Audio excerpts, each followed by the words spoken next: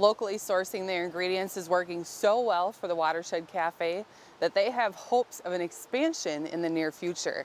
They would like to purchase part of this park here next to me and then expand the outer wall to add more seating, including a bar. So what you're seeing here is still large accumulations of snow. Now it is mid-April and it is also a sunny day, and yet the snow is still here, and that's because the temperatures are in the mid-30s. Well, the dancers will be back here on April 27th for the first day of the University of Minnesota dance team tryouts. Members of a Twin Cities band say their success comes from the bonds they have with one another, and they share those bonds with their fans too. Family 3 is a group of 3 friends who feel more like a family than they do a band. Well, the donuts are good, and so is the rest of the food here, but it turns out after all those are sold out, it's the family that makes Mucci's Italian what it really is. The farm-to-table movement is a trend in the food industry which promotes serving local food through direct sourcing from the farmer. Some restaurants have been doing it for a long time, and some are just introducing the concept to their customers. The Watershed Cafe is one place that has been very successful with it, and they show no signs of slowing down. About an hour northeast of the Twin Cities is a small river valley town called Osceola, Wisconsin. Perched at the top of the town waterfall is a restaurant that serves simple comfort food with locally sourced ingredients called the Watershed Cafe. Steve and I have been in the restaurant business for over 30 years, and we had sold our last businesses in Minnesota, and we were thinking about what we were going to do next. Carter, our youngest son, was still in high school, and we didn't want to leave the area. The Rasmussens opened the Watershed Cafe in 2014 and began their work of creating a place for people to take the time for food. So the premise behind this cafe was to bring people together where they could sit, get a whole food meal in a community atmosphere. So that's why we're here. The Watershed Cafe has its name because the location is on the St. Croix River watershed.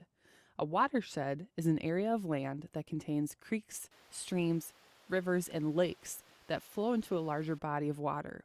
What that means is the land in the watershed is very good for farming. A lot of the farms in this area are organic. Their practices matter because they're not dumping into the watershed. So when Steve and I decided to buy this building, the one thing we wanted to do was to tap into those resources. They have been able to do just that as they work with many farms in the surrounding area. Crystal Ball Farms is one of their suppliers. They provide dairy for the Watershed Cafe from their farm, which is 3 minutes away. They're not currently in production, but when they are, they make a high-quality product. Well, we had a barn fire March 29th, so we're rebuilding everything. This is the housing for the main herd. There's 200 stalls here, and we're standing over a huge manure pit underneath here. So it'll be nice when it's done, but we're getting close. For Troy, having his milk stay within the area is what he hoped for his business. It's just nice to serve the community where you're in. A lot of the market now seems to be people really like to know where their food comes from. So it's nice to keep it local. Margaret Pennings is one of the owners of Common Harvest Farm, which is 10 minutes from the Watershed Cafe. They are an organic produce farm. You're just tending it every day, which it requires a lot of work, a lot of weed control, which is hoeing or hand picking or hand pulling weeds. Now, I'm wondering what variety this is, because they're kind of. The Watershed is the first restaurant that Common Harvest Farm has worked with. Something more beautiful than vegetables. No. This is one way where we really feel like it is staying in the community. And then to have it to take this produce and make such delicious food with it. So we feel very proud to have our food at the Watershed. Peterson Craftsman Meats is only 6 minutes from the Watershed. They supply pork and beef. Their cattle are pasture raised. We feed them in the morning, feed them a little grain in the morning, and then they're able to come out here, eat the grass, and sit out in the pasture all day long. Other conventional farms keep their cattle on a concrete slab and feed them only grain. Ryan recognizes that the standard of how the cattle are raised matters just as much to the farmer as it does to the customer. Now more than ever, people want to know where their food comes from. So that's one of the big things that we take pride in, is we can just, we can go 5 minutes down the road and enjoy our product with everybody else and show people that there is a better product out there than just getting served fast food or food that's, you don't know where it comes from, you don't know how it's handled. Order ready? With all of the products from the farmers, Rita and Steve put their minds together and develop a diverse menu that changes weekly. They bring it in off the farms. It can't get any fresher than that. We bring it into our kitchen and work with it. We don't want to destroy it. We just want to work with it so that we can get it to you to eat. The finished product is mouth-watering dishes like burgers, soups, flatbreads, salads, and so much more. Very jamming for you. But Rita is clear that all of this takes teamwork. We all work together to provide this. This isn't Rita doing this. It's not Steve doing this. It's all of us doing this. Even though Rita has spent her career in the restaurant industry, her passion for serving people a good meal hasn't dulled a bit. So how does it make you feel when you see people enjoying your food? Oh, amazing. Happy. Yeah, super happy. Yay. Makes me cry sometimes. It's beautiful. Yeah. Locally sourcing their ingredients is working so well for the Watershed Cafe that they have hopes of an expansion in the near future. They would like to purchase part of this park here next to me and then expand the outer wall to add more seating, including a bar. In Osceola, Wisconsin, I'm Shaina Ekstrom. The Watershed Cafe is closed on Mondays, but open Tuesday through Sunday.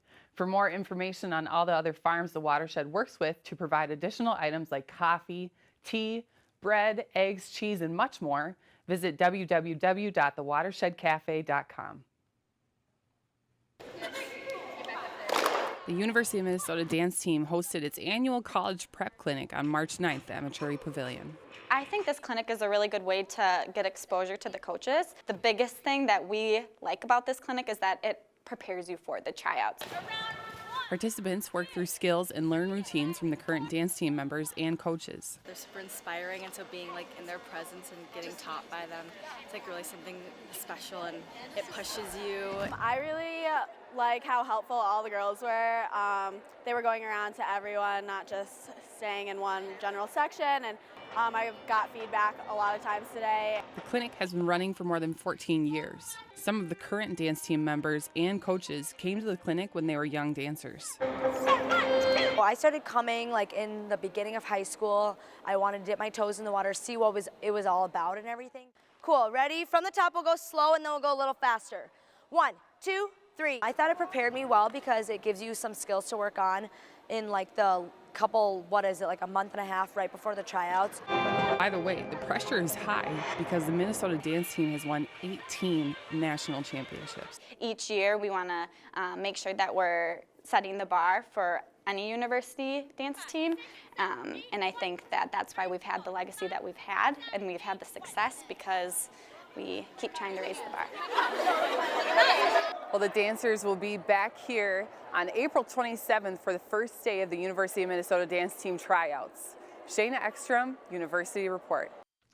Members of a Twin Cities band say their success comes from the bonds they have with one another, and they share those bonds with their fans too. Family 3 is a group of 3 friends who feel more like a family than they do a band.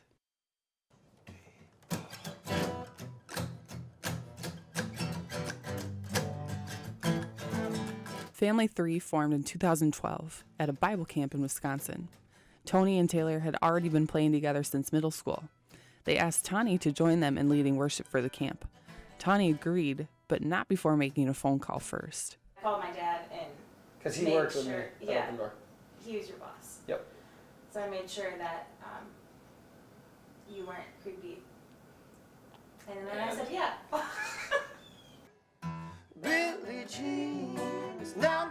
They realized they were a band when they were in the middle of one of Tony's original songs. I think you and I just like listened for a little bit and then started singing, and then we're like, okay, something just happened, something started, and we should maybe go down that path and see what happens. He had just played his final show. They say that song was just one of the reasons they knew they had found something special. Plus, it was just a really good sign that Tawny could spend 5 days with Taylor and I. Yeah. We tend to be exhausting to be around for some people. Well. Fast forward to 2014, Family 3 has released their first album, titled the same as their band name.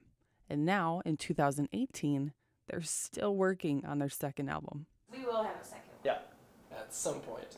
We have songs to put on a second one. But yes, currently out there we have one. Those things are expensive. It's a lot of money. Those are hard to make. Yeah.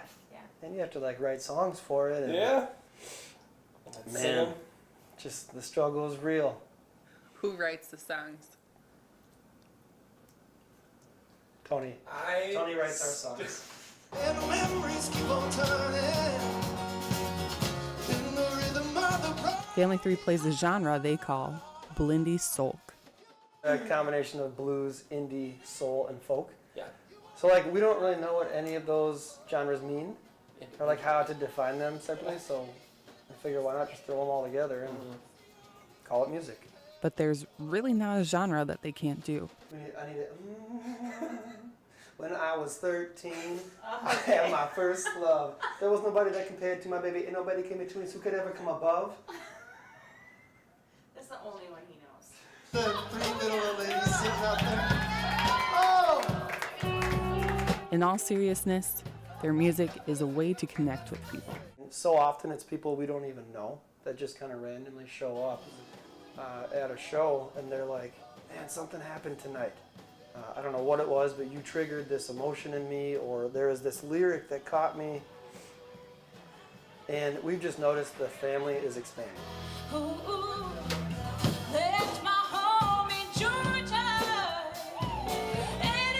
And it has changed them individually as well. I sang a completely different kind of music before, which was more theater-based. It took me a really long time to find my voice and find what I feel comfortable in, and knowing that it's such a sacred thing to have your own and stop pretending to be like other people all the time and have other voices.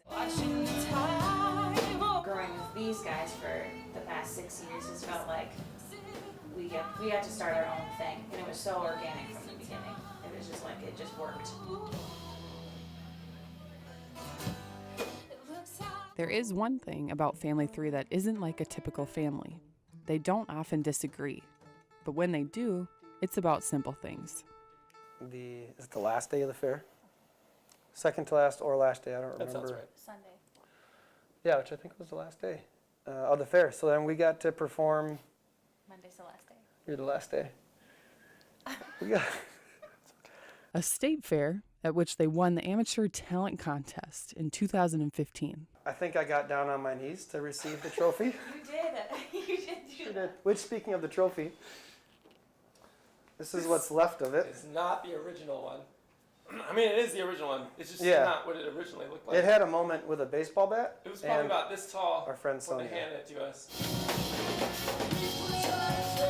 Yet of all their accomplishments, nothing means as much as sharing their music with other people. We've said this so many times, but it is the family aspect. Like I truly think what we created here, it's like so sacred and so special, and like to us individually, and I have seen that with the ripple effect into other people. The expansion of the family is for sure my favorite part. If we could never sing again, I think as long as we can remember the difference that we made, and I think that would be enough.